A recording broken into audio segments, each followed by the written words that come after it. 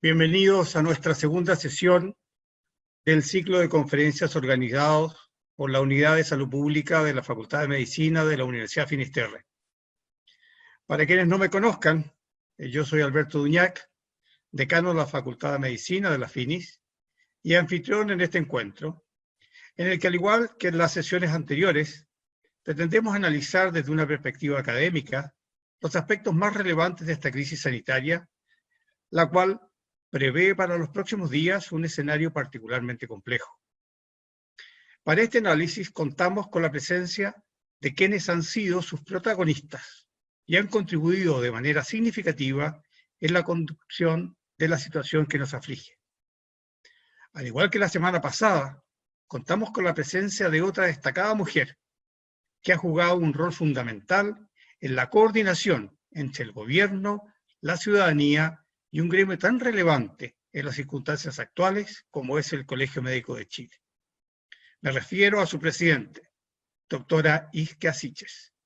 quien bajo la conducción de nuestro profesor de la Unidad de Salud Pública, señor Sebastián Pavlovich, analizarán la situación a la vez que nos contará sobre su destacada participación en el momento que nos ha tocado vivir. Dejo con ustedes al profesor Sebastián Pavlovich. Adelante, Sebastián.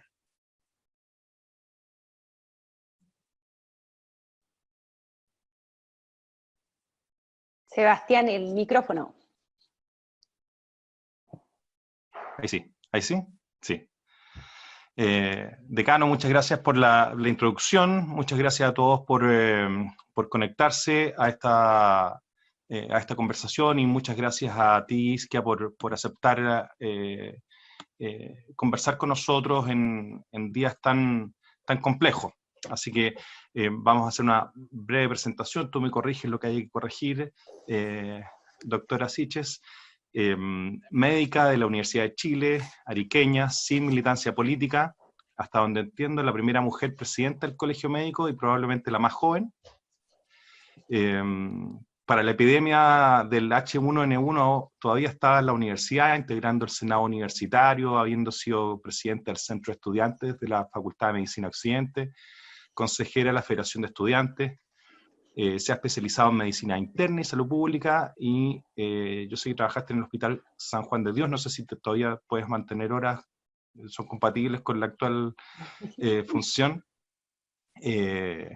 El 2014 la doctora Siches fue elegida presidenta del Consejo Regional Santiago del Colegio Médico. Entiendo que pertenece y no es incompatible con la organización Médicos Sin Marca, y desde hace casi 3 años ejerce como presidenta del Colegio Médico. ¿Más o menos bien? ¿Algo que agregar? Muy bien, muchas gracias, Sebastián. Agradecerle al doctor Duñac por esta invitación a este interesante seminario, y tal como tú señalas, soy la primera médica a cargo del Colegio Médico de Chile, pero también la más joven, pero la juventud es algo que se va quitando por los años, y de hecho ya he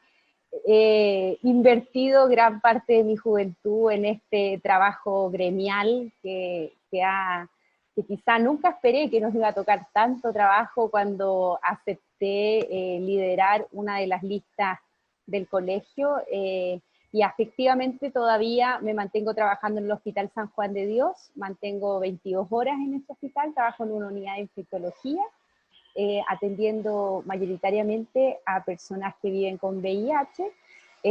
y en donde estoy inserta en un equipo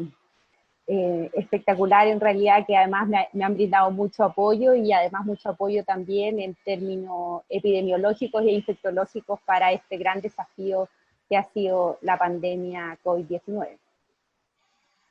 Muy bien. Ahí vamos a ver si alcanzamos a comentar algo justamente de esa experiencia en la trinchera. Vamos a explicar a nuestros auditores y que nos están viendo cuál es un poco la metodología. Vamos a tener una conversación en profundidad con la doctora Siches, y después vamos a dar espacio para un panel de comentaristas, entre los cuales está el doctor Marco Antonio Núñez, que es doctorado en salud pública, académico de la Facultad de Medicina de la Universidad Finisterre, de la de Salud Pública, el doctor José Miguel Bernucci, que también es médico internista, académico de la Universidad de Medicina Interna y Salud Pública de la Facultad de Medicina de la Universidad de Finisterre, y también dirigente y comparte mesa con la doctora Siches en el Colegio Médico, con el doctor Gabriel Cavada, que es doctor en bioestadística, académico de epidemiología, también de la Facultad de Medicina de la Universidad, y con el doctor Tomás Regueira, que es intensivista, presidente de Sochimi, jefe de la Unidad de Pacientes Críticos de la Clínica Las Condes, y es académico de Medicina Intensiva también de la universidad. Se van a recibir consultas, preguntas también que van a ir siendo respondidas. Esto es una conversación que es en vivo, así que la idea es generar también, agrupar las preguntas que lleguen, las consultas a través de este diálogo con nuestros invitados. ¿Ok? Bueno, en el contexto general, el objetivo de esta entrevista, de esta serie de conversaciones, es dar la oportunidad para que desde el ámbito académico podamos conversar con actores relevantes en esta crisis. La semana pasada, como decía el decano, tuvimos a la ministra Rubilar, hoy día tenemos a otra médica, la doctora Siches, y como presidenta del Colegio Médico, obviamente que surge inmediatamente la inquietud, bueno, ¿cuál es más allá de lo que nos enteramos a través de los medios de comunicación, cuál es el acercamiento que tiene el Colegio Médico? Que tiene obviamente una particular perspectiva, es un organismo de la sociedad civil, que es a la vez asociación gremial, representa por tanto intereses, funciona en algún sentido también como el sindicato de los médicos funcionarios, de los profesionales funcionarios, y también sin duda es un actor político, es de la sociedad civil organizada, que representa a una élite profesional que tiene mucha información y que además está en la primera línea de batalla de esta crisis sanitaria, y que en algún sentido también genera una crisis social. Y por lo tanto, antes de entrar en materia, lo primero, Isquia, ¿cómo has vivido tú, doctora Siches, esta crisis? ¿Cuál sientes que es tu responsabilidad? ¿Te gustaría estar en otra parte, en el Ministerio de Salud y no en el colegio, por ejemplo? Y también, en algún sentido, algo más personal, sabemos que tú has recibido no solamente insultos, también amenazas, también el ministro Mañalich ha recibido insultos y amenazas en esta crisis, y a veces pareciera que la sangre va a llegar al río en este dimes y diretes y en la forma en que la opinión pública juzga las decisiones, las intervenciones de los actores públicos. ¿Cuál puede ser quizás, además de lo que ya han hecho, el aporte que tienen que hacer los voceros y líderes sociales y políticos para evitar que este tipo de situaciones escalen? Y no tiene que ver con no politizar este tipo de conflictos, porque claramente aquí estamos hablando de algo que nos llama a la política con mayúscula, pero sí contribuir a que haya espacios de respeto de los distintos actores y de valorar también que en esa diferencia puede estar la riqueza de la forma que como país podamos enfrentar una crisis de la envergadura que estamos enfrentando. Doctora Siches. Bueno, muchas gracias. Bueno, efectivamente yo creo que nadie pensaba que íbamos a enfrentar una pandemia de este nivel de envergadura, a pesar de que ya algunos, entre esos la doctora Vega, en alguna de las reuniones decía qué importante era que el mundo se preparara para pandemias virales, y creo que es una oportunidad para que nuestro país esté continuamente en preparación y en mejoría, tanto en el uso de tecnologías como en la preparación del recurso humano, para tener una mejor respuesta, sobre todo en un país con la distribución territorial que tenemos. Obviamente nosotros no recibimos esta pandemia en cualquier momento social y político, en uno muy particular después de un estallido social, con una suerte de polarización de nuestros ciudadanos y ciudadanas, con un bajo nivel de aprobación y un bajo nivel de confianza en todo tipo de autoridades. Ahí quienes han salido en realidad mejor evaluados han sido justamente los gobiernos locales, las alcaldías, con los cuales nosotros hemos podido hacer un trabajo interesante, y creo que efectivamente necesitábamos por parte de a quien le tocaba conducir un desafío tan relevante y tan complejo como este, poder abrir espacios de participación de otros actores, no solamente del colegio médico, para intentar dialogar antes de considerar e implementar medidas, porque son complejas de implementar. Medidas como los confinamientos, las cuarentenas, medidas de apoyo social, definir procesos políticos como por ejemplo el propio plebiscito en el cual nosotros participamos desde la primera instancia intentando llamar a todos los partidos políticos del espectro nacional a poner un poco la pelota en el piso y entender que toda esta agenda de movilizaciones que estaba planificada para marzo, lamentablemente se iba a tener que postergar, que todos íbamos a tener que hacer esfuerzos en moderar nuestras palabras, y entre esas también el Ejecutivo debía dar el ejemplo. Creo que nadie quisiera estar en los zapatos del ministro Mañalich en un momento como este, porque tiene demasiada incertidumbre, y nosotros por lo menos como colegio hemos intentado aportar, pero tal como tú señalas, planteando algunas diferencias que son legítimas y que creo que pretenden no obstaculizar al gobierno, y yo lo he dicho en cada una de nuestras intervenciones, han sido más bien para colaborar con el gobierno, porque nos guste o no, si al gobierno le va mal, nos va a ir mal a todos como país, y a pesar de que el virus no discrimina entre personas, impacta de forma muy distinta a aquellos quienes son los más desfavorecidos de nuestra sociedad, y lo hemos visto en los últimos días. ¿Qué ocurre cuando la pandemia migra del sector oriente del Gran Santiago a las comunas más vulnerables, donde existe otro nivel de dificultad, donde no existen tantos grados de libertad para definir? Esto no es solo decisiones de las personas de cumplir con el confinamiento, la cuarentena, porque hay muchos ciudadanos y ciudadanas que día a día se ganan el pan de la mesa para ellos y sus familias, y es necesario, además de las medidas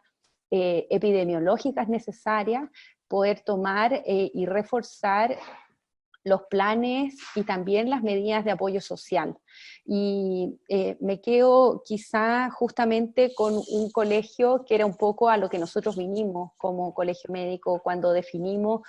postular, que era un colegio que no solo se dedica a sus horizontes o problemas gremiales, sino que un colegio que está pensando en la salud de Chile, que hace propuestas, que elabora proyectos, y ahí yo me saco el sombrero porque a mí me toca ser la vocera de este equipo, pero yo tengo un muy potente equipo de jóvenes y no tan jóvenes, médicos y médicas, y también mucha gente que se ha acercado al colegio para poder presentar propuestas y apoyos técnicos a las medidas que se está implementando, no solamente en esta pandemia, sino que también previamente a esta, y a pesar de la adversidad, creo que hemos logrado ir enfrentando las medidas, y veo cada día más una apertura por parte del gobierno, y espero que sigan en esa senda, escuchando cada vez más lo que tantos actores queremos aportar en este tremendo desafío. Justamente en ese sentido iba mi siguiente pregunta, que yo sé que puede ser la lógica de ganar es inapropiada, porque aquí no es que usted, presidenta, haya ganado algo o el colegio haya ganado algo, pero ¿qué sienten que han ganado desde que han empezado a intervenir fuertemente en lo comunicacional? ¿Creen que han podido influir en las decisiones que el Ministerio de Salud y el gobierno han venido tomando? ¿De qué intervención o actuación se siente más orgullosa en este periodo?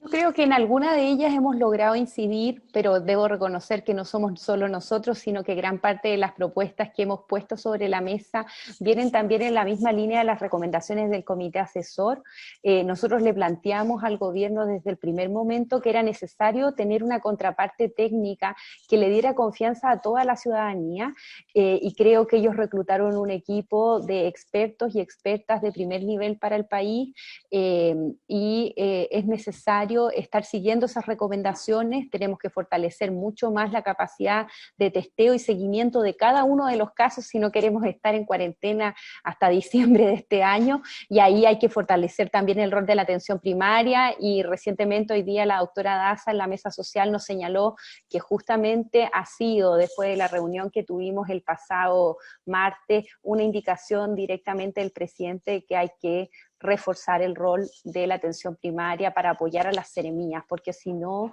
los planes un poco más moderados para poder empezar a liberar las etapas de cuarentena, pero no ahora, sino que un poco más adelante, van a ser frustros. Y ahí creo que el rol del cual más me siento yo orgullosa es que nuestros equipos de salud y nuestros médicos y médicas se han puesto a disposición para el país para colaborar, y también nosotros hemos moderado mucho nuestro rol. Sé que la opinión pública y a veces los medios de comunicación nos posicionan siempre como la contraparte ministerial, pero muy por el contrario, nosotros intentamos previamente advertir cada una de las falencias que vemos, y esto pasa un poco, me imagino que es un poco fruto del escenario político, pero creo que cuando el presidente nos conminó a constituir una mesa social, nosotros fuimos muy genuinamente con todo nuestro espíritu de colaboración, y si el ministro o el presidente nos llaman para poder encomendar alguna de las funciones, no vamos a dudar de volver a estar disponibles para ello. Y en ese sentido, doctora Siches, ¿hay alguna, no sé si autocrítica o comentario que hacer cuando al principio de la crisis, porque más allá de que todavía estamos preocupados de lo que vaya a pasar, hasta ahora las visiones más catastrofistas no parecen haberse cumplido, y dentro de esas visiones más catastrofistas hubo voces que desde el propio colegio médico surgieron. ¿Se hace cargo de alguna manera la dirigencia nacional de esas voces que alertaban, quizás con razón, pero que en algún sentido generan o podrían haber generado un pánico adicional en la población que en situaciones de crisis genera quizás más problemas que soluciones cuando hay tanta incertidumbre y tanta falta de información? Sí, bueno, creo yo que la comunicación de riesgo justamente hoy día se basa en poder transmitirle a la ciudadanía no certezas grandilocuentes como vimos en algún momento, sino justamente de que aquí hay mucha incertidumbre y no vamos a poder resolverlo. Yo comprendo que nuestro equipo de vocerías, además, con la asesoría técnica que tenemos, también planteó las luces de alerta de parte de lo que hemos visto hasta la actualidad. La verdad es que si Chile no hubiera tomado medidas de contención de los casos, lo más probable es que hubiéramos visto un aumento mucho más significativo de forma inicial. Sí creo que quizás siempre podemos ser un poco más cautelosos, pero la comunidad médica en particular estaba muy nerviosa. Estábamos viendo los desafíos sanitarios de otros países, y creo que a pesar de que la ciudadanía ha intentado posicionar al cuerpo sanitario como heroínos o héroes, y en realidad no lo somos profesionales que no queremos ver en nuestros equipos sanitarios sobrepasados. Todos tenemos mucho temor de que eso ocurra en el país, y recientemente hemos visto un recrudecimiento en los casos que pareciera que nos retorna a foja cero. Sí me hago cargo de que efectivamente podríamos intentar ser un poco más dialogante, pero sí, a mi defensa, puedo decir que nosotros conversamos con el presidente, lo esperamos una semana que nos diera alguna respuesta, y el golpe en la mesa que hicimos un día viernes fue porque efectivamente no teníamos ningún dato para poder tener a disposición, veíamos solamente los recuentos globales, y con posterioridad, cuando pudimos tener acceso a más datos, vimos un poco la realidad en que seguía dentro de algunos sitios conglomerados, que había muchas regiones que no tenían casos, pero creo que fue parte y fruto de una suerte de descoordinación que en estos tiempos se ha ido subsanando. Qué buena. Doctora Siches, respecto un poco de esos dos consultas. Por un lado, respecto del acceso a la información, ¿qué información todavía siguen echando de menos o que sospechan o creen que el Ministerio o no ha sido capaz de generar, porque ese puede ser un problema? Quizás se pide información que no están en condiciones de generar, o que teniéndola sienten que no se está transparentando. Y la segunda pregunta, yendo más al tema de los profesionales, hay un dato que es indesmentible y que llama incluso la atención: la baja letalidad que hasta ahora está mostrando Chile. ¿Tiene usted, doctora Siches, alguna intuición de si esto está asociado a características de los pacientes que se han enfermado en esta primera parte de la ola, o tiene que ver con las medidas de salud pública, o quizás con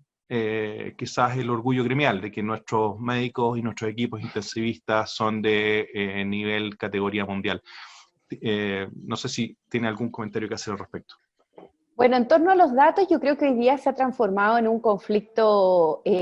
técnico-político que creo que el gobierno debería resolver en este mismo escenario, un tanto de desconfianza. No es solo el Colegio Médico quien hoy día está pidiendo un poco más de detalle e información, y creo que el gobierno debería apostar a una política de datos abiertos, tal como lo han hecho otros países, para intentar destrabar un conflicto que es innecesario. Cuando tenemos tantos desafíos por delante, realmente eso no colabora en nada. Tenemos algunos datos que no hemos podido analizar que son súper relevantes en torno a la mortalidad. Hay un delay en cómo llega la información al Ministerio de Salud, al DEIS, desde que uno hace un certificado de defunción. Eso ha ocurrido siempre en nuestro país, a pesar que nuestra caracterización de los fallecidos es muy buena, pero no en tiempo tan real como esperaríamos, y hoy día tenemos que hacer dos análisis, uno que tiene que ver con la mortalidad asociada a COVID y por COVID, y también la mortalidad general, porque eso ha sido algo que ha impactado en el resto de los países, porque los pacientes dejan de asistir a sus controles y dejan de acudir a los servicios de urgencia cuando tienen patologías que antes las tratábamos. Hemos visto una caída que es preocupante en todas las patologías cardiovasculares. No estamos diagnosticando muchas patologías oncológicas que requerirían una intervención, y en ese sentido esperaría que pudiéramos avanzar en la caracterización de los fallecidos y también en poder reconocer y adelantarle a la ciudadanía que, tal como han tenido todos los países del mundo, vamos a tener una diferencia entre la mortalidad real y la que estamos anunciando día a día, porque los números mañana no van a cuadrar, y eso ha pasado en todos los países del mundo. Así también en características mucho más detalladas para mejorar los planes de implementación, por ejemplo, en torno al testeo por comuna, porque en algún momento estábamos testeando particularmente en la región metropolitana o en algunas comunas de la región metropolitana y no en todo el Gran Santiago, y eso obviamente nos hacía ver o tener una visión distorsionada de lo que estaba ocurriendo en el país. Y además una serie de datos que se lo entregamos al presidente en un anexo en nuestra minuta que está disponible para todos y todas quienes están hoy día conectados viendo este seminario, que ha sido solicitado por la Sociedad Chilena de Epidemiología, no es solo el Colegio Médico, y también por distintos equipos de modelamiento que quieren aportar al gobierno. Y yo creo que hay que solucionar ese conflicto de todas maneras. En torno al tema de letalidad, bueno, tenemos que reconocer que también esto ha cambiado en el mundo. ¿Por qué? Porque por cada paciente que quienes nos llevan la delantera pudieron diagnosticar, se han dado cuenta que existen entre 50 y 80 personas no diagnosticadas, asintomáticas, que estaba en sus países presentes, y cuando han empezado a hacer estos análisis serológicos se han dado cuenta de la gran cantidad de personas infectadas. Como obviamente la letalidad es un denominador entre la cantidad de fallecidos por la causa dentro de todos los pacientes que tienen COVID, esto ha ido variando y ha ido cayendo fuertemente a asimilarse a la influenza estacional. Eso hace mucho más cuenta, y me imagino que da cuenta de los números nacionales, porque hemos tenido una fuerte política de testeo. Ya se han llegado a más de 10.000 PCRs diarias. Obviamente, para poder salir de esta suerte de confinamientos y cuarentenas necesitamos seguir en esa línea y además apurar mucho los tiempos, porque a pesar del gran esfuerzo que se ha hecho con la red de universidades, todavía es un número que deberíamos seguir aumentando para tener una política fuerte. Tenemos que lograr detectar cada caso, trazarlo para no tener que caer en estas suertes de cuarentena, y eso es bien difícil porque, lo dijimos antes, no somos Corea del Sur, miramos alto, queremos serlo, pero también los tiempos de respuesta, porque hasta la fecha igual mantenemos algunas comunas que obtienen el resultado después de 5 días. Y las medidas que toman las personas y los contactos, porque es difícil definir que uno es contacto de una sospecha, no se puede hacer eso, obviamente siguen diseminando este virus por otras personas de forma asintomática. Entonces tenemos que mejorar esos tiempos de respuesta y también fortalecer la red de las seremías.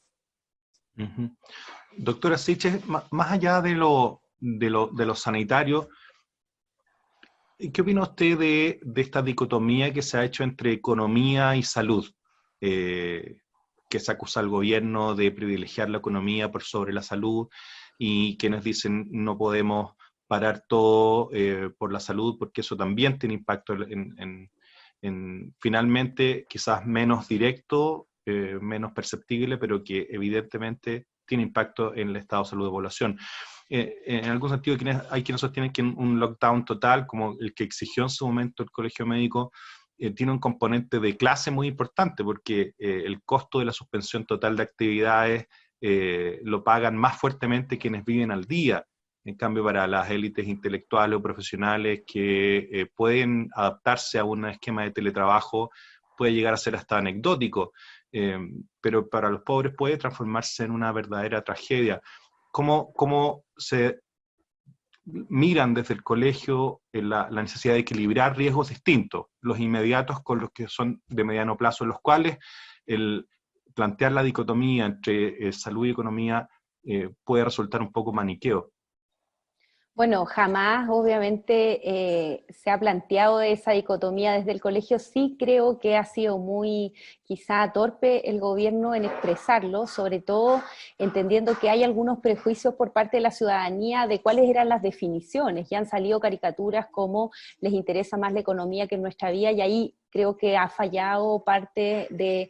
ya no la comunicación de riesgo, sino la comunicación directamente política por parte del gobierno. Y sí creo que hay que analizar estos mecanismos después de trazar los objetivos sanitarios, definir los mecanismos económicos que permitan efectivamente dar cuenta de condiciones para los ciudadanos. Es por eso que, como nosotros no somos economistas, hemos constituido un grupo de brillantes economistas, una mesa bien transversal y paritaria, que nos permitan hacer propuestas al gobierno para poder, en torno a los escenarios que son complejos, poder brindar algunos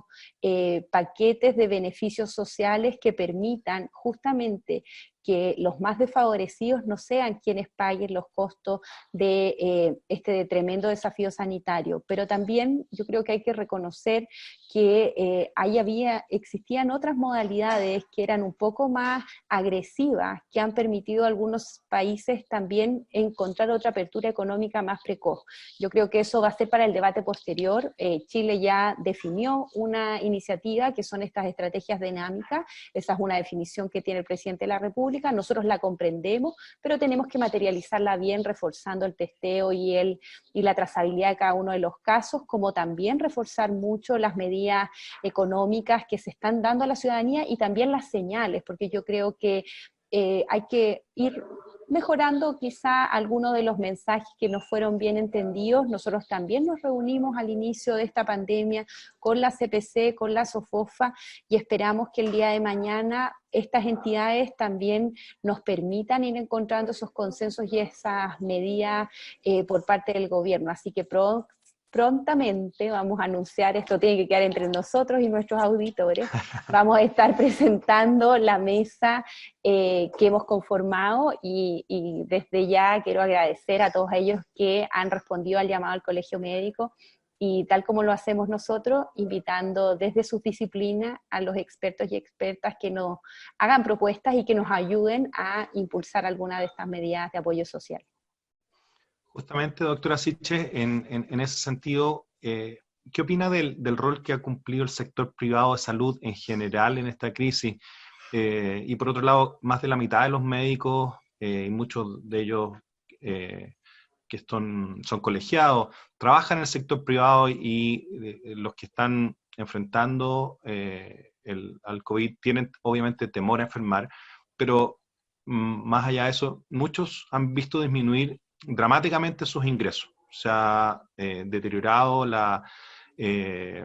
o se ha disminuido de alguna manera la producción hospitalaria, tanto en el sector público como en el sector privado, más del 80% de la actividad. Estamos todos concentrados en COVID. ¿Qué mensaje le envía a sus colegas, o cómo ve que podemos de alguna manera tratar de transitar hacia un esquema en que todo el sistema sanitario, sorteando esta crisis, va a enfrentar una demanda por atenciones de salud que probablemente exceda con mucho su capacidad de respuesta? Bueno, lo primero es que creo que hay que diferenciar los prestadores individuales de los grandes centros prestadores y de los aseguradores.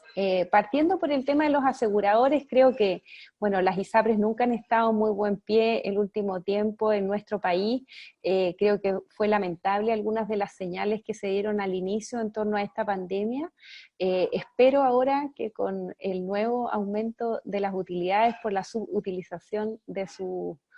sus beneficios, comprendan también que tal como todos hemos hecho el esfuerzo, también las ISAPRES deberían estar pensando cómo mantener los controles de sus pacientes crónicos, como cuerpo que debería estar mirando y preocupado de que esas personas no tengan peores resultados de salud. Esta subutilización, tal como ocurre en el sector público, debería ser una voz de alerta, y también comprender el rol que tienen hoy día en asegurar las licencias para el periodo de cuarentena y aislamiento, si es que sean casos de contacto estrecho, y facilitar ese proceso. En el tema de prestadores institucionales, bueno, también hemos visto un fuerte impacto económico. Están los grandes centros, algunos tienen unidades de cuidados intensivos que van a ser parte de la respuesta sanitaria de COVID, pero además hay una gran cantidad de otras prestaciones que no se están haciendo, y hemos visto cómo hay distintos conflictos, como el de la Universidad Católica y otras clínicas que han tenido que desvincular aparte de sus trabajadores del sector salud, lo cual ha creado también un conflicto social.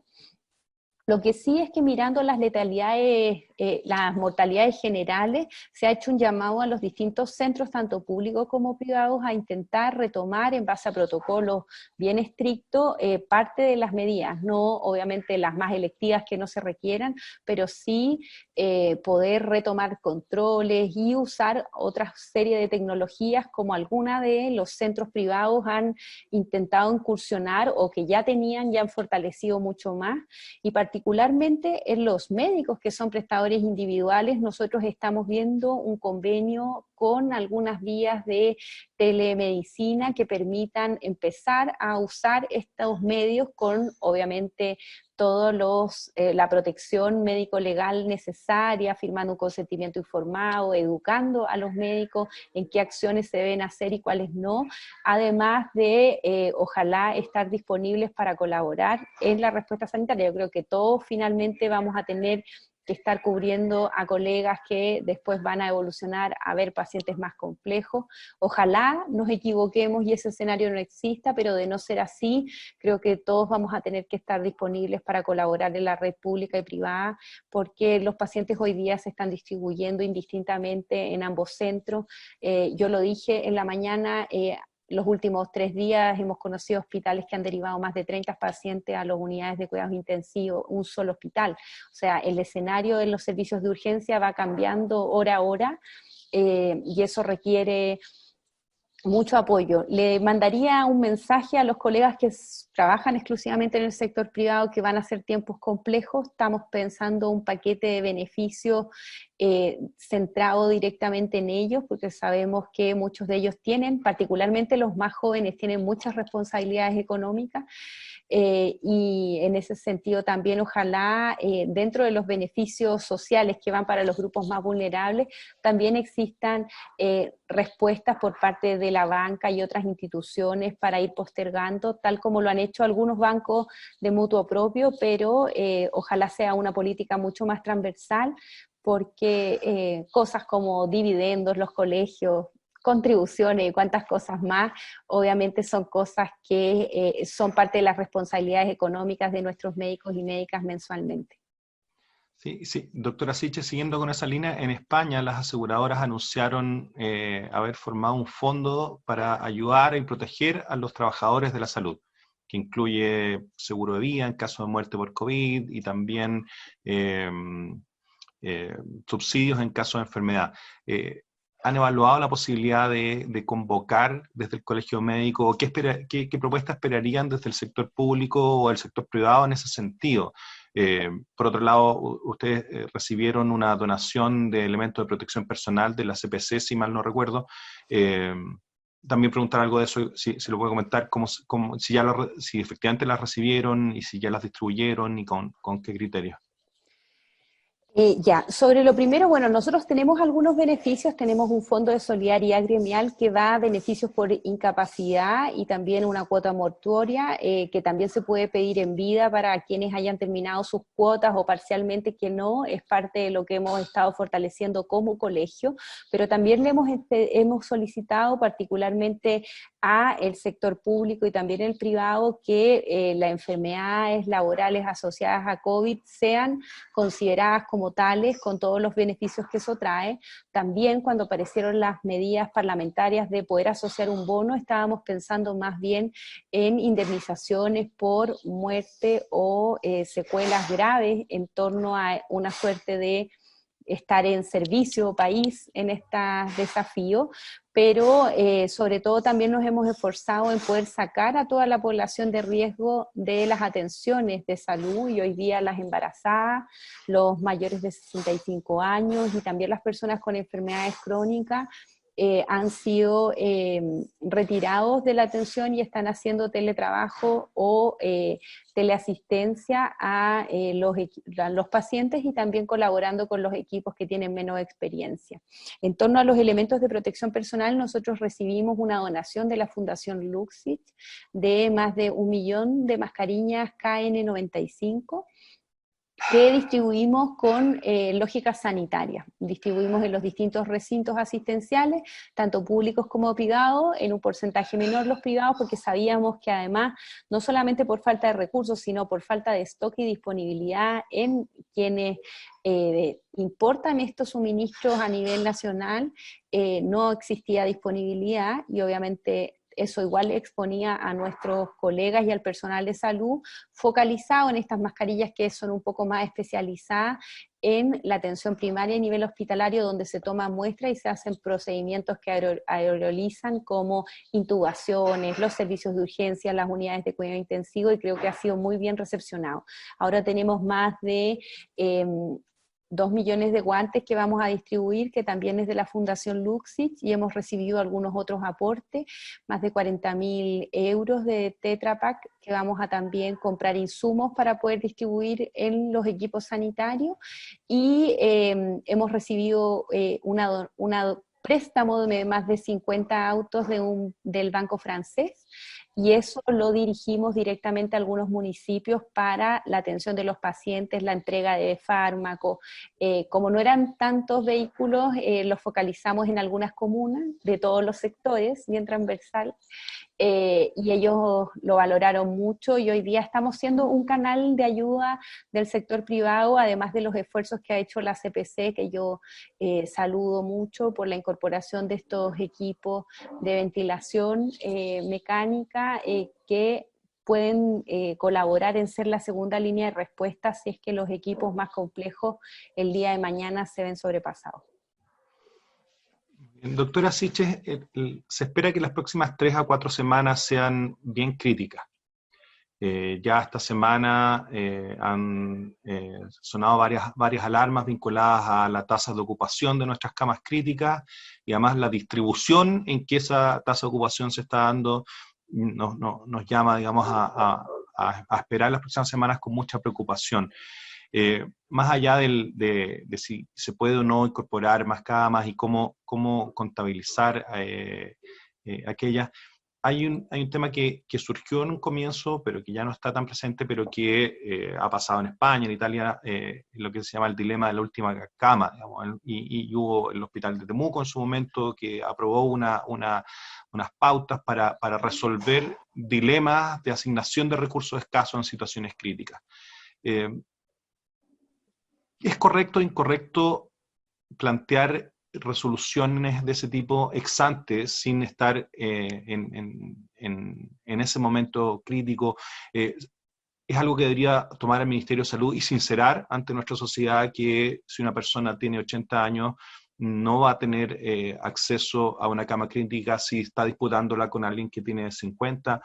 o es algo que tiene que dejarse para la reflexión en el caso concreto, en el hospital, con su realidad, en su red asistencial. ¿Qué reflexión, no sé si han invitado a ustedes a su departamento de ética a opinar sobre esto? Porque en algún sentido este tipo de dilemas van a surgir en el futuro, los países lo están enfrentando, y quizás es algo que se hace cotidianamente en los hospitales, pero que no se sincera. Entonces, ¿qué opina la presidenta del Colegio Médico al respecto?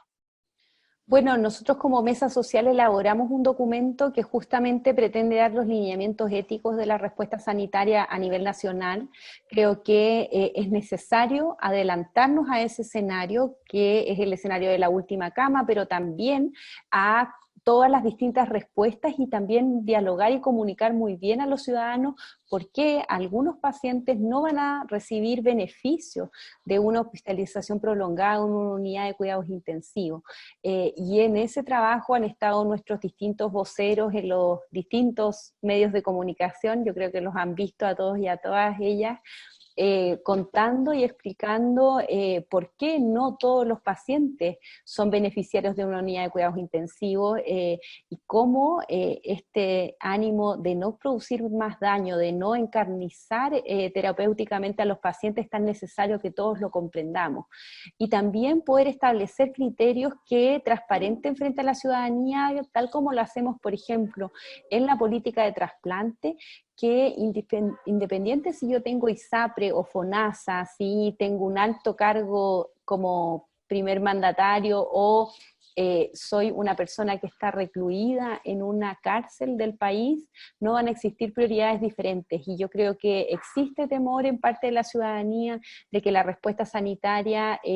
va a ser compleja, o va a existir una suerte de privilegio, y eso tenemos que intentar transparentarlo y aclararlo muy fuertemente, que no va a ocurrir. Además de prepararnos para el peor escenario. Yo creo que hoy día la prudencia está en sentarse y mirar justamente el escenario más adverso. Quienes trabajamos en la red pública sabemos lo complejo que son todos los inviernos en el país. Este invierno asociado a esta pandemia es algo que en realidad requiere tomar con mucha cautela cada una de las medidas, y también comprender que aunque uno traiga todos los ventiladores del mundo y todas las camas críticas del mundo, el personal calificado para eso es finito.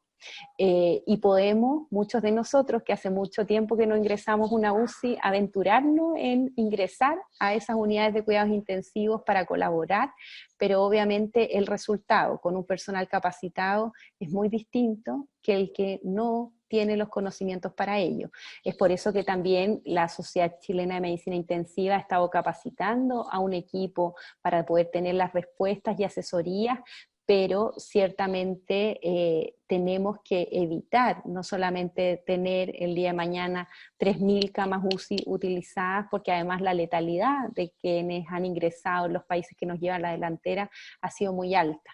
Y en ese sentido creo que tenemos que seguir la línea de intentar ir aplanando las curvas cuando estas se nos empiezan a disparar, como es en la actualidad. Doctora Siches, respecto, ya mirando hacia el futuro, hay quienes sostienen que el COVID o la crisis del COVID nos va a acompañar durante bastante tiempo. Eso implica aprender a vivir quizás de una nueva manera, en que no hay un escenario en que hayamos superado el riesgo, sino que vamos a tener que convivir con el riesgo de contagio. El gobierno quizás de manera apresurada habló de una nueva normalidad, pero en algún sentido se plantea un desafío social, no solo económico, sino que además incluso de estabilidad sistémica, de tratar de funcionar en este escenario de incertidumbre. ¿Cómo equilibrar los riesgos tolerables o aceptables? No hay riesgo cero. Los médicos conviven cotidianamente con los riesgos, y por lo tanto, y la sociedad también opta por tener transporte de vehículos sabiendo que va a haber accidentes de tránsito, opta por aceptar que haya medicamentos de venta libre, sabiendo que esos medicamentos pueden generar intoxicaciones. ¿Cómo podemos vivir en este nuevo escenario, en esta nueva realidad hacia el futuro? ¿Cómo ven qué tipo de riesgos van a ser tolerables en términos de reactivar muchas actividades bajo parámetros de mayor seguridad probablemente? Bueno, yo creo que es muy correcto por el gobierno empezar a trabajar de la mano del comité asesor e idealmente de la mano de la mesa social un retorno a las actividades. El tema, creo que hoy día nuestra mayor problemática se concentra en la forma de comunicación y en la temporalidad en que el gobierno definió hacerlo, sin colaboración además de estas dos entidades que queremos contribuir a este desafío. Por ejemplo, en el tema del retorno a clases, creo que esto pudiera ser un poco más claro, porque no es solamente definir el retorno a clases, hay que conversar con los distintos actores y alinear las posiciones. Yo lo he dicho en otras oportunidades, si uno no lo hace de esta manera, el gobierno va a definir el retorno a clases y los papás no van a mandar a sus hijos al colegio, los alcaldes no van a abrir los colegios y los profesores no van a ir a hacer clases, y lo cual no se va a poder implementar la política. En ese sentido, hay que alinear primero los puntos de vista técnicos y posteriormente hacer un buen abordaje político para su implementación, y yo creo que en eso nos equivocamos en este momento. Además, con algo que había sido además pronunciado por el comité asesor, que era la movilidad que existían de los casos en los primeros casos que vivimos y las primeras cuarentenas, lo cual iba a producir que el virus ingresara a comunidades más populosas, y tal cual como fue señalado ocurrió, lo cual hace que se postergue también la implementación de esta nueva normalidad o retorno seguro, pero nosotros estamos también disponibles para trabajar en ello, tal como lo hemos hecho con el tema de las clases, pero tenemos que recordar que no estamos en cualquier escenario sociopolítico y esto hay que sentar a más actores de la mesa para poder ir implementando estas medidas y además comunicar mucho mejor. Yo creo que la ciudadanía no comprendió muy bien el concepto, y también como estábamos en una suerte de meseta que sumaba las curvas que iban en claro descenso en algunas regiones junto a las en claro ascenso en la región metropolitana, dio una suerte de tranquilidad a la ciudadanía y todos fuimos espectadores de cómo se relajaron las medidas, no solamente por la ciudadanía, sino que también por parte de las autoridades con llamados a apertura de centros comerciales y empezar a funcionar, que al parecer no era el momento más oportuno. En ese sentido, el colegio ya abandonó la idea de insistir en una cuarentena total, atendía la información existente, o dada la desconfianza que hay sobre las cifras, es algo que todavía evalúan como que es una posibilidad que el gobierno no debería desechar si es que las cifras no acompañan. Bueno, el primer anuncio que hizo nuestro colegio en torno al tema de cuarentena fue una cuarentena para la región metropolitana y cordones sanitarios para las regiones que tenían pocos casos. Entendemos que Chile no se comporta igual a nivel de todo el país. El problema cuando hacemos cuarentenas parciales es que la ciudadanía se mueve entre las distintas comunas. Eso ha hecho además que el virus se vaya movilizando a otras partes del Gran Santiago, y es por eso que, entendiendo que el gobierno ha definido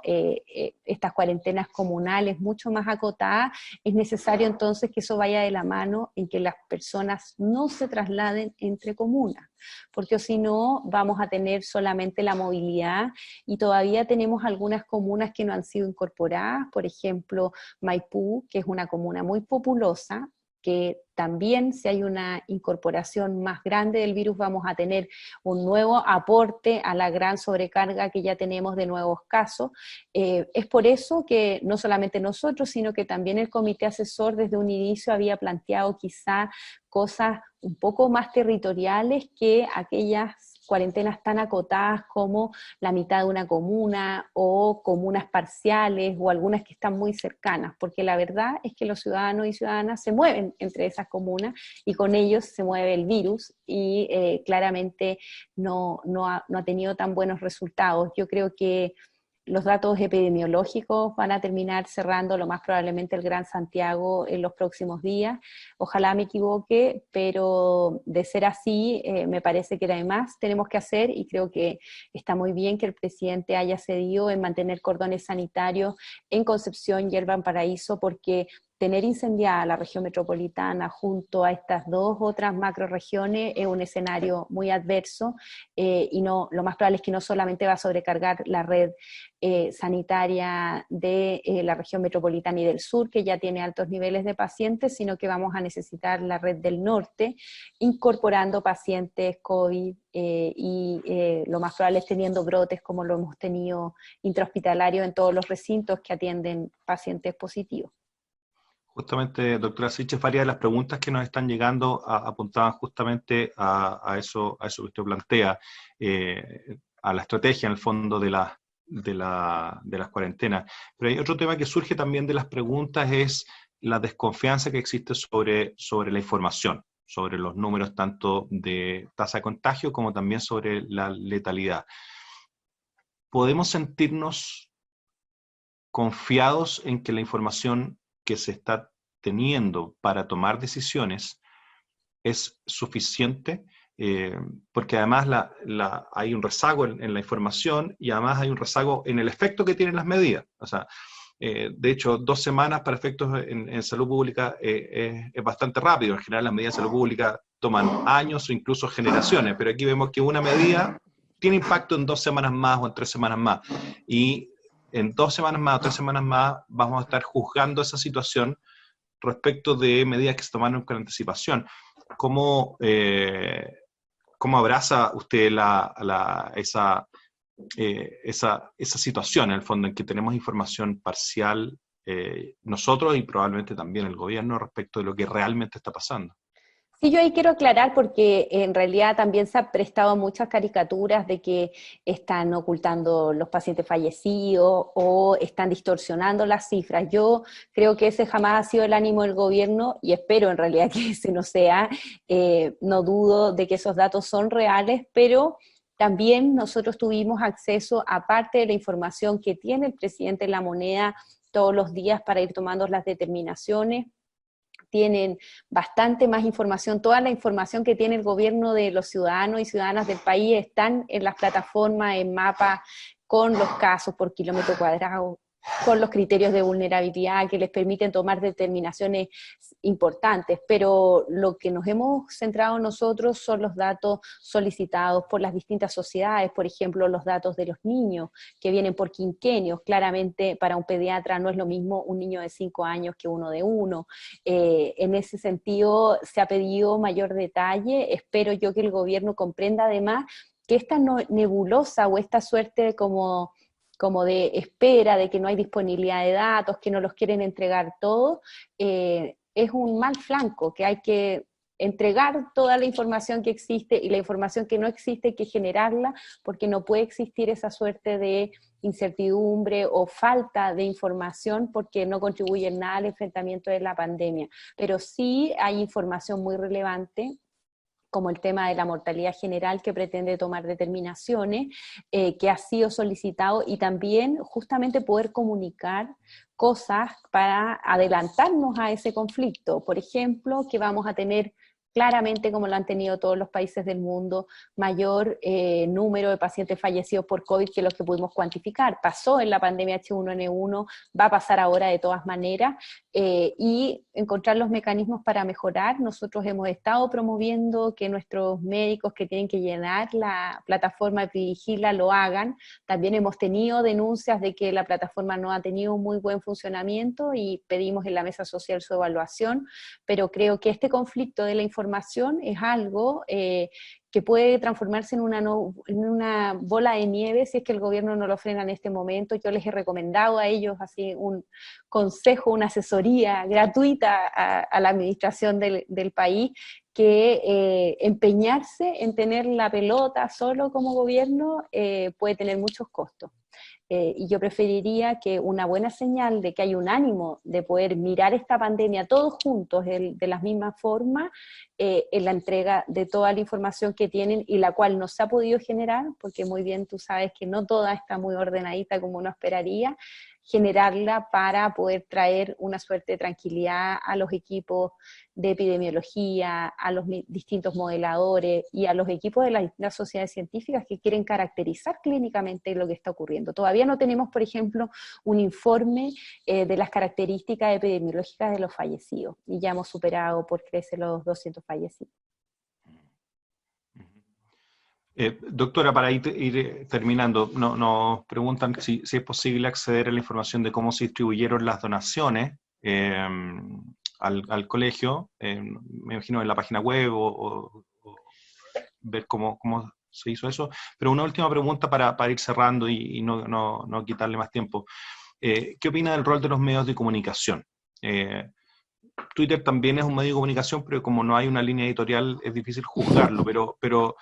en relación con el rol de los medios de comunicación durante esta crisis, ¿qué opina?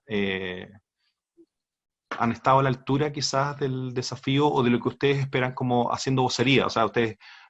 todos los que hemos hecho vocería sabemos que hablamos 10 y sale uno, y uno queda siempre con una sensación un poco ingrata de esa selección. Y sale siempre la mala cuña, la más Entonces, incendiaria. ¿Hay algún juicio positivo, negativo, neutro sobre el rol de los medios de comunicación sin necesidad de mencionar a ninguno en particular? Ya, sobre el tema de la Fundación Luxich, nosotros sabíamos que iba a ser un problema, así que lo tenemos todo muy ordenadito, hicimos actas de entrega y todo así, le dijimos a todos nuestros dirigentes, ni media mascarilla se puede perder, y además era muy necesario que no eran solo para los médicos y médicas, sino para todo el personal de salud, quienes toman las muestras y que están más expuestos por ser estas mascarillas un poco más especializadas, y eso está disponible, así que si mi community manager me está mirando, lo vamos a compartir. Y el tema de los medios, nosotros al inicio también nos juntamos con los medios, y creo que es necesario entender que ellos tienen que hacer las preguntas inoportunas, pero también hay que intentar colaborar, y creo que hay varios medios que se han ido acercando a ese tenor. En algún momento, de hecho, yo me he enfrentado con algunos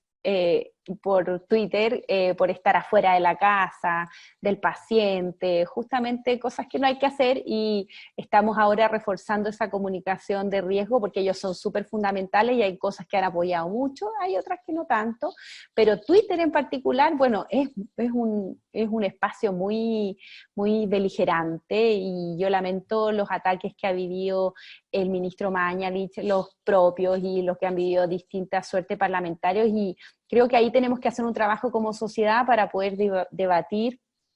con altura de mira, sin amenazas y sin improperios, entendiendo que este país nos va a ir mucho mejor si lo construimos en conjunto, entendiendo nuestras diferencias, pero también creo que tenemos ahí algunos vacíos legislativos en torno a las amenazas que ocurren dentro de los medios digitales. Así nos ha hecho saber Cibercrimen después de las últimas querellas y medidas que nosotros hemos tomado, así que esperaría yo que transversalmente el mundo político pudiera generar insumos que nos permitan no tolerar ese tipo de cosas, además como transversalmente llamar a debatir con respeto. Perfecto, muchas gracias, doctora Isquia Siches, presidenta del Colegio Médico. Gracias por tu tiempo. Aprovecho de dar la bienvenida a los otros panelistas que por ahí están esperando conectarse, pero mientras se conectan quería agradecerte, Isquia, por esta conversación y por el rol que ha jugado el colegio en esta crisis. Creo que es muy importante ver a un colegio médico activo, preocupado por sus compatriotas y también por sus asociados. Creo que han equilibrado muy bien ese rol, y te quería felicitar a ti y a través tuyo a todos los profesionales de salud que se han preparado y que están dando lo mejor y arriesgando muchos de ellos sus vidas para protegernos. Así que muchas gracias en nombre de la universidad por haber aceptado esta invitación y por la confianza que has tenido para compartir tus reflexiones con nosotros. Bueno, muchas gracias a ustedes por la invitación, y voy a dejar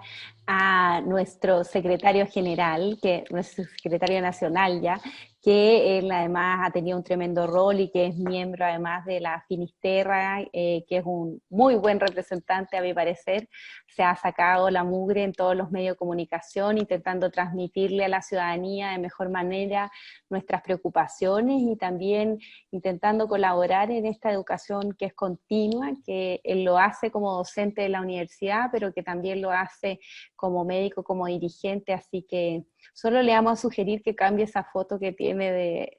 de avatar, que no sé si es la mejor, no lo favorece. Así que muchas gracias a la universidad por esta invitación y aquí estamos disponibles siempre y les dejamos a nuestro mejor exponente, el doctor José Miguel Bernucci.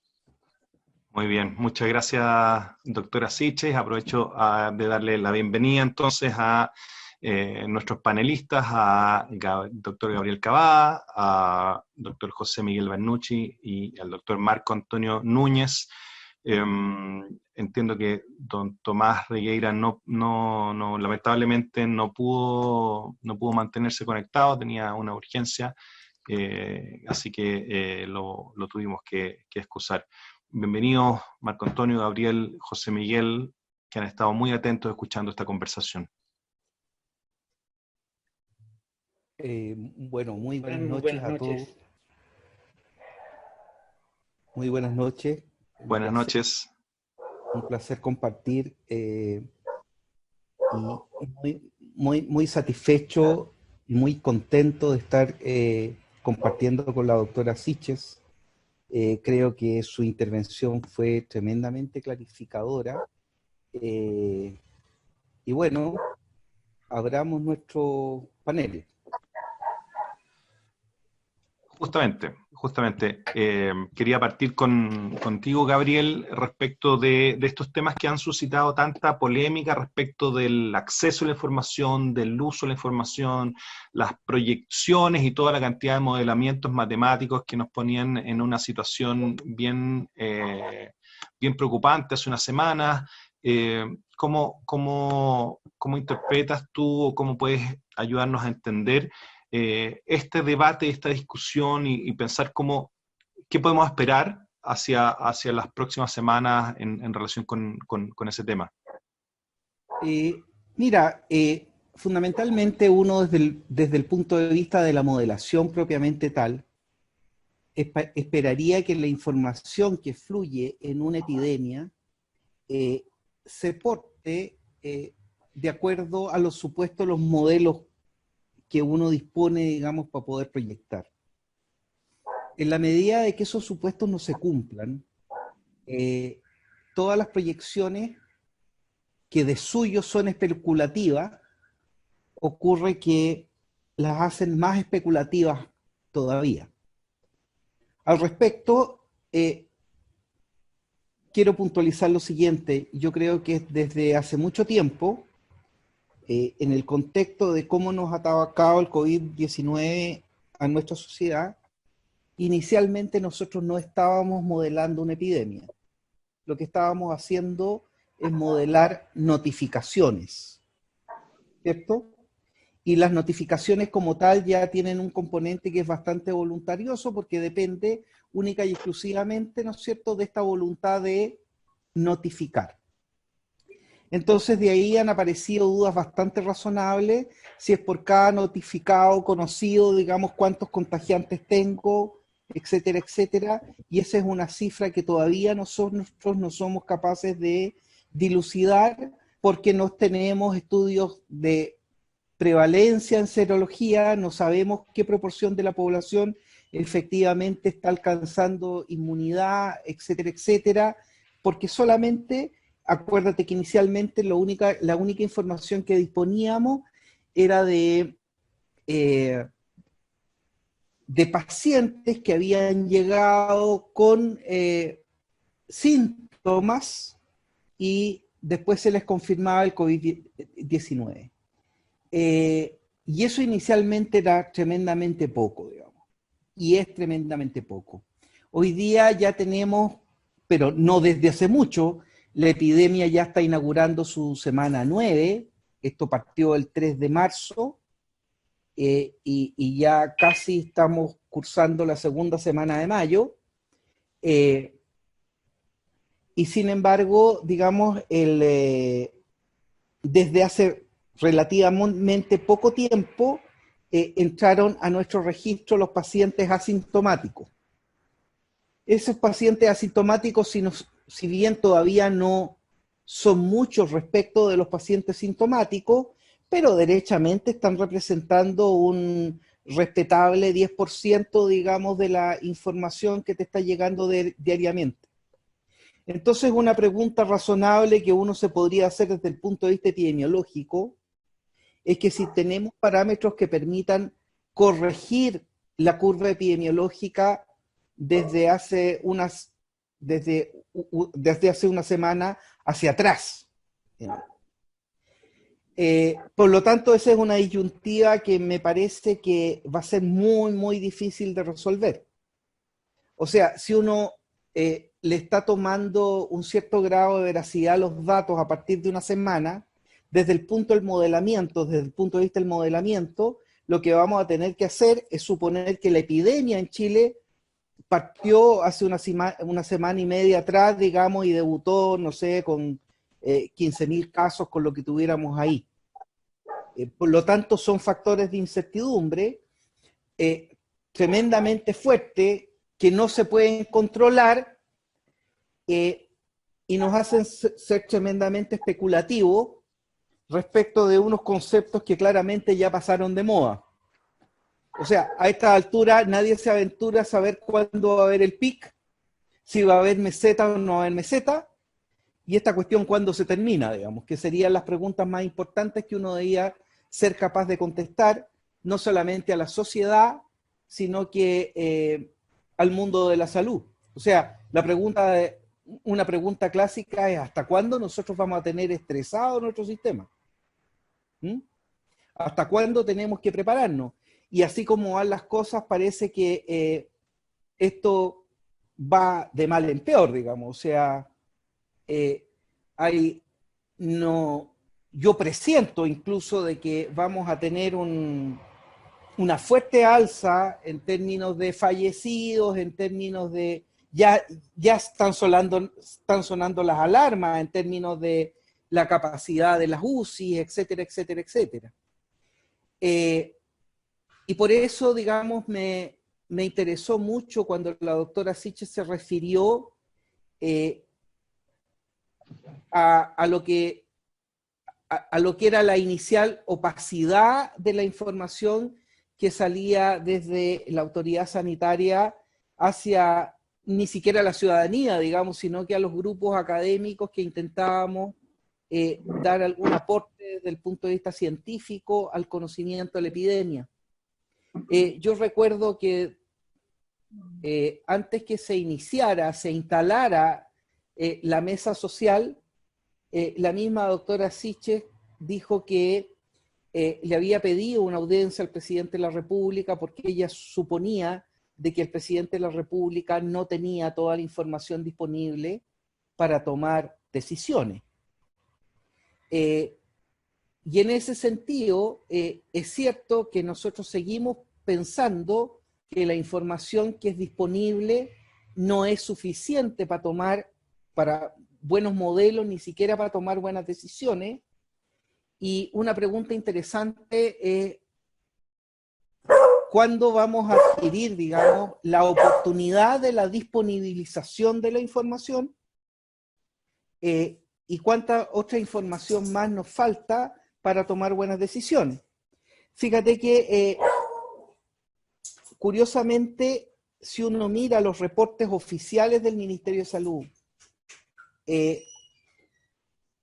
las bases de datos, que desde ahí uno puede, digamos, construir,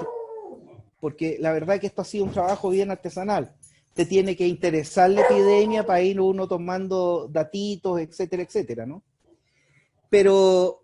la información que entrega el Ministerio de Salud es bastante escueta. Entonces, cuando uno quiere ir a cosas más o menos más interesantes, tiene que irse a la página del Ministerio de Ciencias.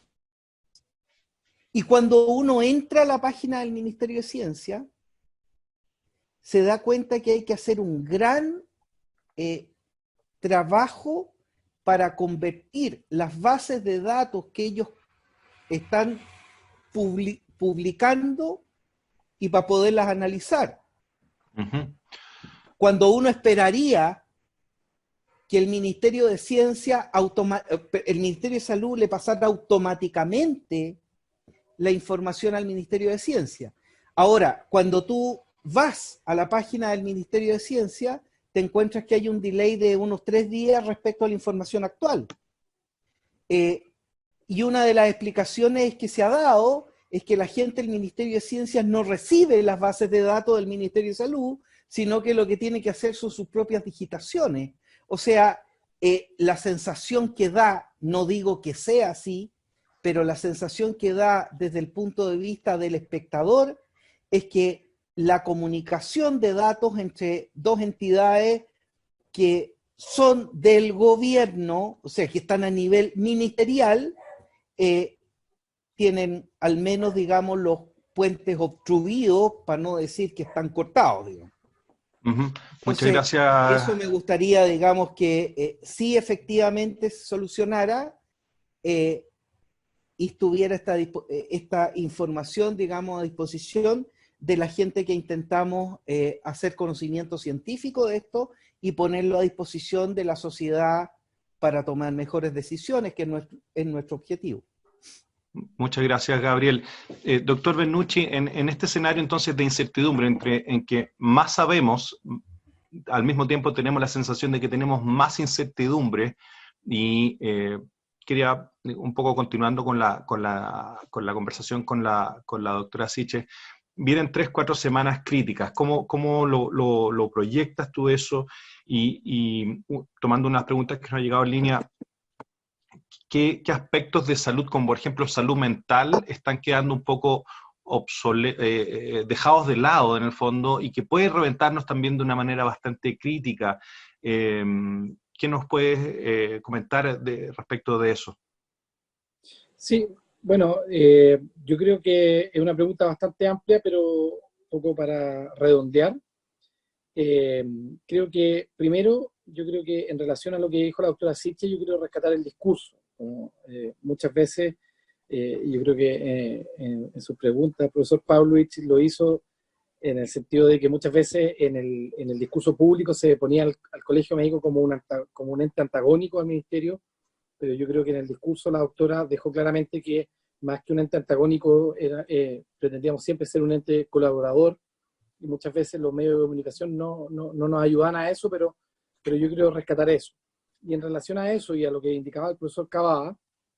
es justamente de que dentro de esa colaboración, gracias a la presión que ejerció el mismo Colegio Médico, hubo una mejora de datos, independiente, digamos, que también en las preguntas hacía la locución de que faltaban datos, pero hubo una mejora. O sea, partimos con datos netamente nacionales, agregados a, por lo menos, informes epidemiológicos que, aunque no tenemos todos los datos, sí dan cuenta mucho mejor de la realidad que está aconteciendo. Y eso yo creo, y lo quiero rescatar, aunque venga muy cerca de la recomendación, fue gracias a la presión del Colegio Médico. Ahora, efectivamente lo que nos falta es justamente pulir un poco mismo lo que decía el profesor Cavada, y lo conversamos la semana anterior en referente a la entrevista de la doctora Rubilán, de que justamente son las universidades, las organizaciones de la sociedad civil, los llamados a hacer recomendaciones en base al Open Data, ¿no es cierto?, a la data abierta, que se requiere en estos casos, tal como países que, como Corea del Sur, por ejemplo, que tratamos nosotros de emular muchas cosas, aún no se hace. Ahora, habiendo dicho eso, efectivamente se nos viene una semana bastante complicada. Desde el colegio siempre se ha planteado de que tenemos problemas para interpretar los contagios totales, principalmente por los problemas que tuvimos de testeo, por la falta de determinación entre inicio síntomas y que el caso está finalmente dado como positivo. Por lo tanto, pero sí hemos visto que este aumento de casos va en correlación con la saturación de los hospitales y va en correlación con la saturación del aumento progresivo e importante de las camas de críticos. Entonces, En ese sentido, efectivamente, pareciera ser que el dato de camas críticas, en la cual la universidad ha jugado un rol fundamental en el aporte lamentablemente no nos pudo acompañar el doctor Regueira, pero efectivamente como que ese dato justamente nos ha ido apuntando a lo que el colegio había planteado en cierta situación. Y referente a los temas olvidados, efectivamente ahí hay varias aristas. La primera arista es que los sistemas sanitarios a nivel internacional, y ahí ya hay experiencia en España, efectivamente esta sobrecarga que se produce por el COVID y la reorientación de todo el sistema sanitario para poder atender al COVID, efectivamente produce un olvido del resto de la patología común, si se quiere decir, o más frecuente que se ve en el sistema de salud. Y ya tenemos reportes en España: aumento de mortalidad por infarto, aumento de mortalidad por accidente vascular. Acá en Chile ya hay algunos reportes de baja en consulta por accidente vascular en servicios de urgencia, porque la gente obviamente no está consultando y no está yendo. El ministro de Salud hablaba, ¿no es cierto?, de un 30% de pérdidas de horas de controles de crónicos de atención primaria. Entonces, efectivamente, el COVID por sí solo juega un olvido frente a la patología habitual. Y referente a salud mental, que va enganchado con lo mismo, pero también se nos engancha en una segunda parte de que también, como el colegio lo ha dicho, las cuarentenas totales, que ojalá no llegáramos a ellas, pero las cuarentenas en general tienen efectos secundarios indeseados, y dentro de esos efectos secundarios indeseados hay que tenerlos sumamente presentes. Está el tema de salud mental, tenemos aumento de síntomas depresivos, tenemos aumento de síntomas ansiosos, tenemos violencia intrafamiliar, tenemos aumento de consumo de sustancias lícitas e ilícitas. Entonces, efectivamente, lo que nosotros como colegio médico, lo que el colegio médico ha planteado en la mesa social es justamente que la indicación de la cuarentena no puede quedarse solamente en la indicación de la cuarentena, sino también tiene que hacerse cargo de estos problemas como salud mental y los otros efectos indeseados de la pandemia. Muy bien, muchas gracias, doctor Bernucci. Doctor Núñez, ayer el presidente Piñera comentó que había recibido un llamado por teléfono o había hablado telefónicamente con el presidente Trump, que coincide de alguna manera bien curiosa con una discusión que se dio en el marco de la tramitación de la ley de fármacos 2 hace 2 o 3 días en el Congreso, en el cual se aprobó la declaración de que los medicamentos, insumos, alimentos de uso médico tenían una importancia estratégica de alguna manera para la seguridad nacional, con el evidente guiño a la idea de licencias forzosas o no voluntarias. Y justo ayer el presidente Trump informa que Chile eventualmente estaría en uno de los primeros lugares de la lista de espera en caso de que haya vacuna. Suponiendo yo que eso sea en la medida que respetemos las patentes, ¿qué juicio le plantea? En el fondo, vamos a enfrentar quizás ese desafío. Van a surgir respuestas, ya sean medicamentosas o de vacunas, a el COVID, obviamente que quienes han invertido en esos productos van a esperar cierto respeto de sus patentes, o eventualmente no, y sean generosos y planteen licencias voluntarias. ¿Cuál debería ser la estrategia de Chile, que no es un país productor de medicamentos? ¿Estar más bien en la buena con los posibles productores de una solución? ¿O deberíamos apostar a nuestra independencia soberana y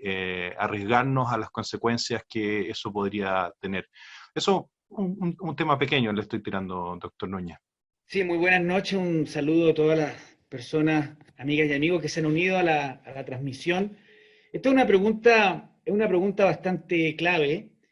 Lo que se le dijo al presidente Piñera desde muchos foros hace ya más de un mes atrás era la necesidad de hacer una gestión internacional respecto de ventiladores mecánicos. Era una disputa que comenzó en el mes de febrero entre los países, y que nosotros, por ser un país pequeño, tenemos una desventaja enorme. No se hizo caso y ya vamos a comenzar la próxima semana a vivir las consecuencias de no haber hecho las cosas bien en enero o en febrero. Y lo de la vacuna es evidente. La vacuna se va a sintetizar el segundo semestre de este año, va a estar disponible probablemente a finales de este año, a principios del otro. En un escenario hipotético, todos los chilenos nos vamos a tener que vacunar y vamos a depender de licencias y de una negociación que va a ser durísima. Y nadie está tomando las medidas necesarias desde ahora para tomar contacto con los países, con los laboratorios, con la Organización Mundial de la Salud, con las universidades que patrocinan la investigación científica que pueda sintetizar una vacuna segura para COVID-19 y COVID-20, probablemente en su versión del próximo año. Esto es vital. No puede ser que una vacuna o medicamentos ya definitivamente efectivos para el tratamiento de esta enfermedad respiratoria tengan que depender de las condiciones que hoy están definidas por los acuerdos de libre comercio, por ejemplo. Debe existir una fuerza internacional, y ahí tenemos que sumarnos a eso como país, que determine que un bien público de estas características deba ser distribuido en condiciones de igualdad, de acceso a todos los habitantes de nuestro planeta. Esto va a ser una disputa brutal, porque va a estar las patentes en el centro de la discusión, y como muy bien dice Sebastián, lo que ha ocurrido en las últimas horas en el Parlamento, particularmente la Comisión Mixta, que está discutiendo después de 3 años y medio, casi 4, la Ley de Fármacos 2, una indicación aprobada apunta indirectamente a esta realidad. Yo creo que lo importante es que el gobierno hoy particularmente tome conciencia de que esa situación compleja de disputa internacional y de negociación se va a dar, y tenemos que desde ya tomar las decisiones internas en nuestra legislación para enfrentar la futura distribución de vacunas COVID-19, COVID-20, ojalá en un corto plazo. Perfecto, muchas gracias. Quería, por último, hacerle una última pregunta a los panelistas, a los que quieran opinar, pero tiene que ver un poco con el uso de la información en momentos de crisis. En tiempos de crisis, si bien las personas siguen manteniendo la responsabilidad personal, la masa suele perder ciertos comportamientos racionales y por lo tanto el acceso a información tiene siempre la tentación, desde el que la posee, a utilizar un criterio quizás medio paternalista, muy propio además de la historia de la medicina. ¿Cómo ven ustedes que esta lucha por la información tiene algún sentido estratégico? En el fondo, ¿qué información es a la que tienen que tener acceso las personas? Uno ve que ha habido personas que se han visto discriminadas, amenazadas por padecer la enfermedad, en las cuales hay mucha desconfianza, respecto a lo cual tenemos todavía más mucha incertidumbre de las formas de contagio y de la velocidad en que esto se transmite. ¿Cuál es el equilibrio entre la información que tiene que estar disponible versus el riesgo que implica que esta información sea mal interpretada o directamente mal usada?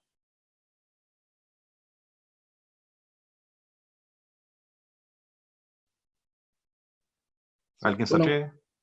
No, o sea, sí, yo creo que es un aspecto importante a analizar. Sin embargo, hay que ver las externalidades de cada decisión que se toma.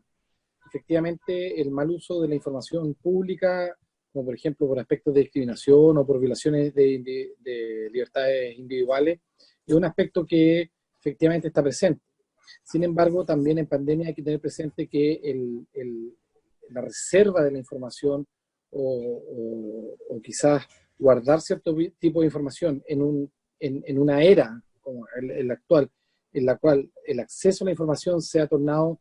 casi como un bien público y casi como algo deseable dentro de todas las estrategias, sobre todo gubernamentales, creo que es algo que también hay que considerar. Hay que entender de que hoy en día la capacidad que tienen las personas también de solicitar información, de acceder a ella, de poder trabajar esos datos, es mucho mayor de lo que nos pasaba hace 10, 15, 20 o 30 años. Y muchas veces los problemas de manejo, como por ejemplo que hemos tenido hoy en día, se han dado justamente por esas externalidades. La voz del liderazgo hoy en día no se ejerce solamente por tener el cargo en el liderazgo, sino también por saber manejar desde el punto de vista político y social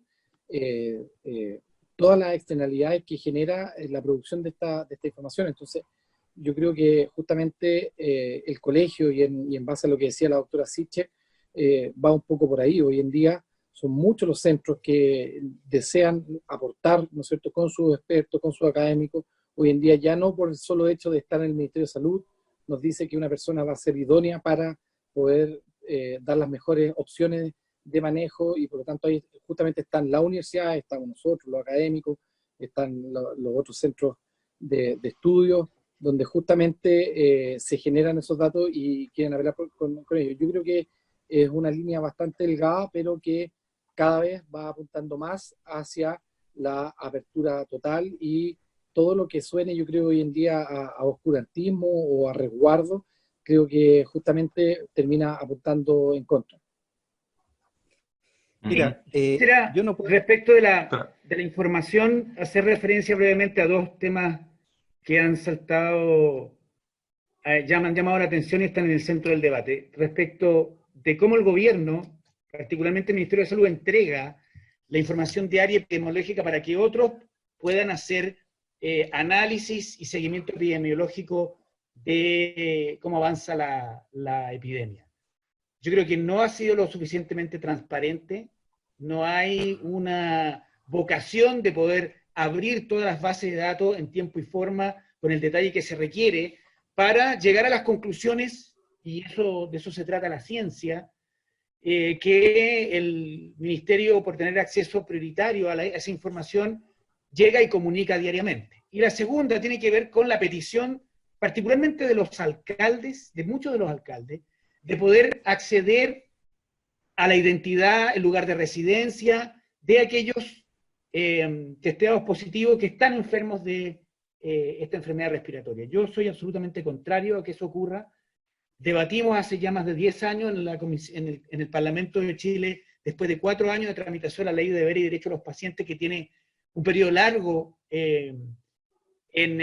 pleno funcionamiento, que ha sido un tremendo avance respecto a la protección de los más débiles en su relación con las instituciones y las personas en salud, y dada la vocación de muchos de los alcaldes, y hay que ser realista, de transformarse en voceros sin criterio, en campaña, particularmente en matinales, y lo hemos visto desde ya el inicio de esta situación dramática, a mí me parece que nada bueno ocurriría si se aprueba una moción presentada hace pocos días en la Cámara de Diputados de que los alcaldes reciban ese tipo de información detallada. Debe respetarse la ley que regula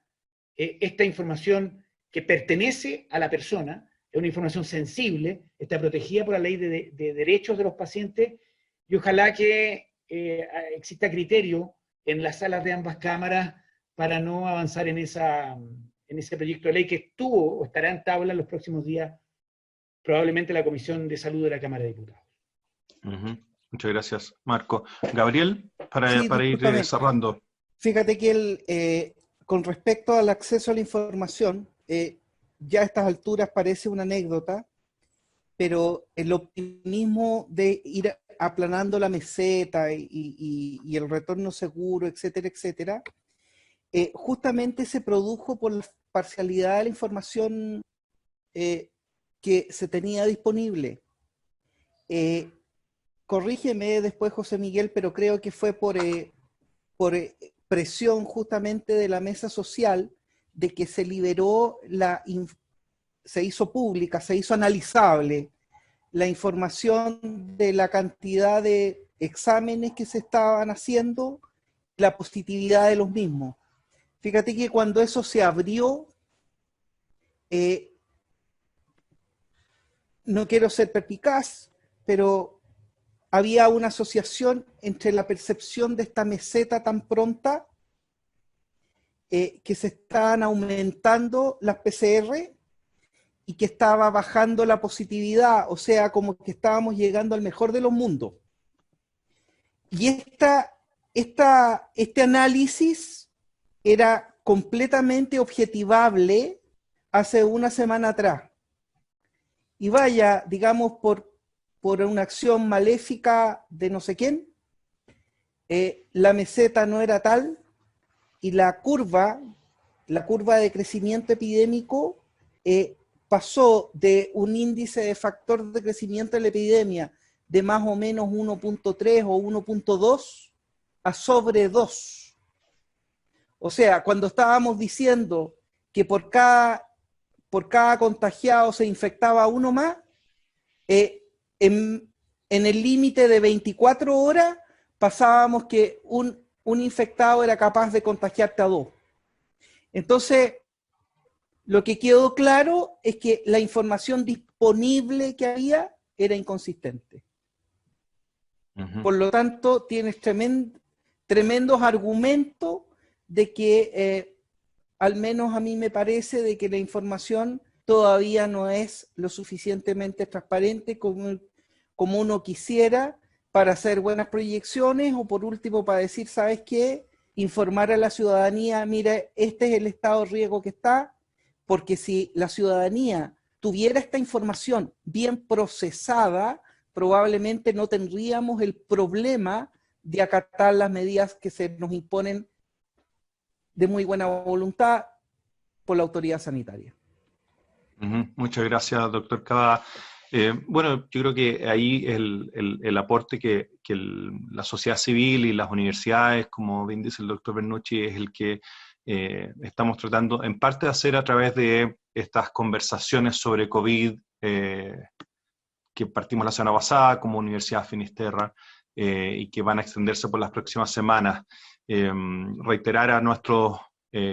oyentes que la conversación de hoy y la de la semana pasada están disponibles en la página web de la universidad, de la Facultad de Medicina de la Universidad Finisterra, y los dejamos invitados también desde ya para la próxima semana a la misma hora y por este mismo canal con invitados también estelares. Agradecemos a través del doctor Bernucci, también a la presidenta del Colegio Médico que nos acompañó en la primera parte, y a los académicos de la Facultad de Medicina de la Universidad Finisterra, Marcos Núñez, Gabriel Cavada y José Miguel Bernucci,